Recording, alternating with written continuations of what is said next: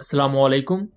Welcome to ए इमराद। दोस्तों, हमने recently एक बहुत ही बड़ी डेवलपमेंट देखी जहां एक पैनमा फ्लैग शिप जिस पर मल्टीपल पाकिस्तानी नेशनल्स मौजूद थे, कुछ श्रीलंकन और नेपाली नेशनल्स भी मौजूद थे, उसको इजरायली ड्रोन ने हिट किया यमन के करीब, और इसको पाकिस्तान की इंटीरियर मिनिस्टर कंफर्म कर चुके हैं। जहां 21वीं सदी के बाद हमने एयर वॉरफेयर में बहुत सी रेवोल्यूशन देखी और अभी भी एयर पावर बहुत ही ज्यादा मैसिव रोल प्ले कर रही है, इवन आर्मी और नेवल डोमेन में। वहीं दूसरी तरफ नेवल डोमेन भी उतनी ही ज्यादा इंपॉर्टेंट हो चुकी है हर मुल्क के लिए। अगर हम यूक्रेन रशिया वॉर को देखें तो इस वक्त जंग का एक बहुत बड़ा जो मैग्नीट्यूड है वो यूक्रेन और रशिया के दरमियान इस बात पर है कि ब्लैक सी में किसका कंट्रोल होगा। रशिया वहां अपनी वॉरशिप्स को फील्ड करता है तो यूक्रेन अनमैन्ड बोट्स के जरिए उनको डिस्ट्रॉय करने की कोशिश करता है, एंटी शिप मिसाइल्स यूज करता है। इसी तरह रशिया ने अपनी सबमरीन से कई कैलिबर क्रूज मिसाइल्स के जरिए भी मुख्तलिफ यूक्रेनियन पार्ट्स पर अटैक किए, और इन सबमरीन लॉन्च सबसोनिक मिसाइल्स को यूक्रेन को डिटेक्ट करने में भी काफी ज्यादा मुश्किल रहती है। और आपकी जो नेवी होती है, ये मैं जनरल बात कर रहा हूँ, आपकी मुल्क की इकोनॉमी उस पर डिपेंडेंट रहती है इस कॉन्टेक्स्ट में कि आपकी जो सी लाइंस ऑफ कम्युनिकेशन के थ्रू ट्रेड है उसको प्रोटेक्ट करना है आपकी नेवी ने। आपकी जो पोर्ट्स हैं, आपके हार्बर्स हैं, वहां आपकी नेवी डिप्लॉयड होती है, और अगर आपकी पोर्ट्स पर कोई अटैक हो जाए या वो किसी भी कॉन्फ्लिक्ट की वजह से बंद हो जाए तो मुल्क की पूरी इकोनॉमी सीज हो जाती है। आपने अगर इंडिया की डॉक्ट्राइन भी देखी हो तो वो बार बार यही कहते हैं कि इंडिया पाकिस्तान को सीज कर लेगा, यानी कि इंडियन नेवी पाकिस्तानी पानियों के गिर्द ब्लॉकेट क्रिएट कर देगी, जिसकी वजह से ना सिर्फ पाकिस्तान की इकोनॉमी क्रिपल होगी बल्कि अल्टीमेटली पाकिस्तान नेवी भी चारों तरफ से घिर जाएगी। जबकि पाकिस्तान नेवी ने उसके मुकाबले में अपनी डॉक्ट्राइन को डेवलप किया हुआ है जिसे एंटी एक्सेस एरिया डिनाइल कहा जाता है, कि ना तो इंडियन नेवी को अपने पानियों में दाखिल होने दिया जाएगा बल्कि इवन वो जिस जगह पर अपने एरिया ऑफ रिस्पॉन्सिबिलिटी में मौजूद है वहां भी उनके मैनूवर्स को कम कर दिया जाए, यानी कि महदूद कर दिया जाए। सिंपल एज दैट कि ऐसे लॉन्ग रेंज वेपन्स हों या आपके पास लॉन्ग रेंज स्ट्राइक कैपेबिलिटी हो जिसकी वजह से एनिमी शिप्स अपने पानियों में भी फ्रीली मनूवर या फ्रीली मूव ना कर सकें, इनके उन्हें भी पता हो कि अगर हम इस पर्टिकुलर पॉइंट से आगे जाएंगे तो हमें एनिमी हिट कर सकता है। इसकी एक मिसाल हमने मई 2025 में देखी, जहां इंडिया अपने एयरक्राफ्ट करियर को पहले पाकिस्तानी पानियों के नजदीक लेकर आया, बट उसके कुछ दिन के बाद ही वो अपने एयरक्राफ्ट करियर को वापस कार्वर नेवल बेस पर ले गए। अब करंटली पाकिस्तान नेवी को बहुत सी मैसिव अपग्रेड्स की जरूरत है। पहला तो नंबर ऑफ शिप्स हमें इंक्रीज करने की जरूरत है। दूसरा, पाकिस्तान की नेवल शिप्स इस वक्त जो फ्यूचर में जैसे आ रही हैं, बाबर क्लास कॉर्वेट्स हैं, then Jinnah class frigate Pakistan Turkiye के साथ मिलकर बना रहा है, इन पर अभी प्लान किया गया है कि normal vertical launch systems install किए जाएंगे। बट जिस तरह अब चीजें बहुत ही ज्यादा तेजी से चेंज हो रही हैं और आपकी ऑपरेशनल रिक्वायरमेंट्स भी उस तरह ही बढ़ती जा रही हैं या चेंज हो रही हैं, तो फ्यूचर में पाकिस्तान को यूनिवर्सल वर्टिकल लॉन्च सिस्टम चाहिए होंगे। ये ऐसे वर्टिकल लॉन्च सिस्टम होते हैं जहां से आप मल्टीपल किस्म के मिसाइल्स को ऑपरेट कर सकते हैं, बजाय कि आपको एंटी शिप मिसाइल के लिए सेपरेट वर्टिकल लॉन्च सिस्टम चाहिए हो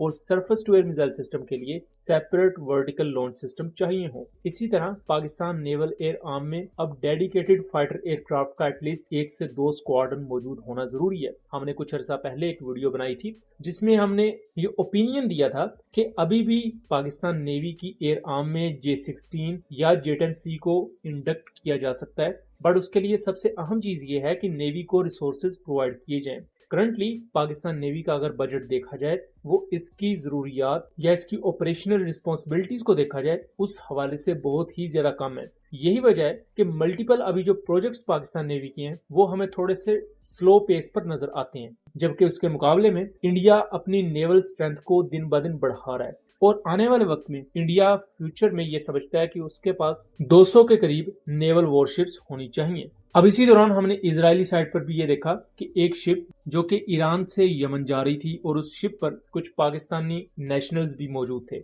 उस पर इजरायली ड्रोन अटैक होता है। और इसके पीछे जो पर्पस नजर आ रहा है वो यही है कि पाकिस्तान और सऊदी अरब के दरमियान जो डिफेंस पैक्ट साइन हुआ है और मल्टीपल अरब कंट्रीज और दूसरे कंट्रीज भी इस वक्त पाकिस्तान की सपोर्ट में खड़े हुए हैं और एक पोटेंशियल आइडिया फ्लोट किया जा रहा है मुस्लिम नेटो बनाने का, तो उसको डेटर करने के लिए इसराइल ने ये कदम उठाया है। अब पाकिस्तान से कई हजार किलोमीटर दूर पाकिस्तान नेवी जाके ये सब काम नहीं कर सकती, इसलिए उस वक्त जो CFT 150 और CFT 151 के अंडर मुख्तलिफ कंट्रीज की शिप्स वहां मौजूद थी ان کی یہ ذمہ داری بنتی تھی کہ اس ڈرون اٹیک کو ناکام بنائیں. لیکن اگین یہ شپ چونکہ ہاؤتھی ایریاز کے نزدیک تھا تو وہاں بھی کسی شپ نے جا کر اس تھریٹ کو انٹرسپٹ کرنے کی کوشش نہیں کی. لیکن اسی تھریٹ کے پیش نظر پاکستان نیوی میں جو اپ گریڈز ہمیں چاہیے اور پاکستان نیوی کی جو نیڈز ہیں اس وقت وہ دوبارہ سے اب اجاگر ہو رہی ہیں, ان کو ہائی لائٹ کیا جا رہا ہے. ان میں J-16 کا میں خاص طور پر اس وجہ سے ذکر کر رہا ہوں بیکاز J-16 آپ کو J-10C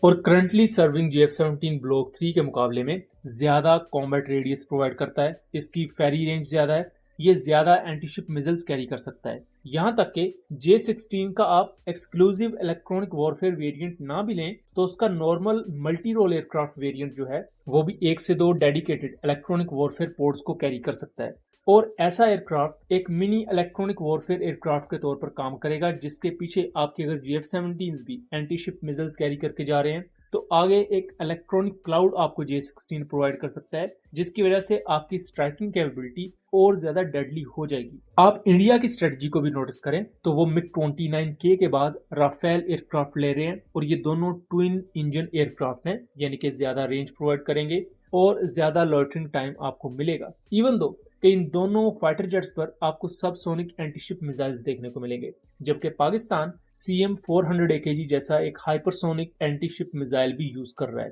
تو آلریڈی پاکستان ایئر فورس کے فائٹر سکواڈنز جو کہ نیول آپریشنز کے لیے بھی موجود ہوتے ہیں, ان کے پاس اینٹی شپ ڈومین میں اچھی کیپیبلٹیز موجود ہیں. لیکن JF-17 کے ساتھ جو سب سے بڑا ایشو ہے وہ اس کی کم رینج ہے, کیونکہ چھوٹا ایئر کرافٹ ہے اور لائٹ کامبیٹ ایئر کرافٹ ہوتے ہوئے یہ اسی لحاظ سے ہی پے لوڈ اور فیول کیری کر سکتا ہے. اور جب یہ بہت زیادہ پے لوڈ یا ہیوی اینٹی شپ میزلز کیری کرے گا تو اس کی ڈریگ زیادہ ہوگی اور الٹیمیٹلی آپ کا کامبیٹ ریڈیس اور بھی کم ہو جائے گا. اور نیول ایئر آرم یا آپ کے فائٹر ایئر کرافٹ جتنا سوئفٹلی جا کے اٹیک کر سکتے ہیں, نیول شپس کبھی بھی اتنا تیزی سے جا کے اٹیک نہیں کر سکتی. جبکہ پریکٹیکل بیسس پر دیکھا جائے تو اگر J-16 پاکستان نیول ایئر آرم میں نہیں آتے تو ایون J-10C کے کچھ ایکسٹرا سکواڈنز بھی ہمیں کراچی والی سائٹ پر دیکھنے کو مل سکتے ہیں. بٹ ہمارا پوائنٹ یہاں صرف ایئر فورس کے وہ سکواڈنز نہیں بلکہ پروپر نیول ایئر آرم کے ایٹ لیسٹ 1 سے 2 سکواڈنز ہونے چاہیے, اور اس کے لیے ظاہری بات ہے نیوی کو وہ فنڈز بھی درکار ہے. اور اگر نیوی پر یہ انویسٹمنٹ ہوتی ہے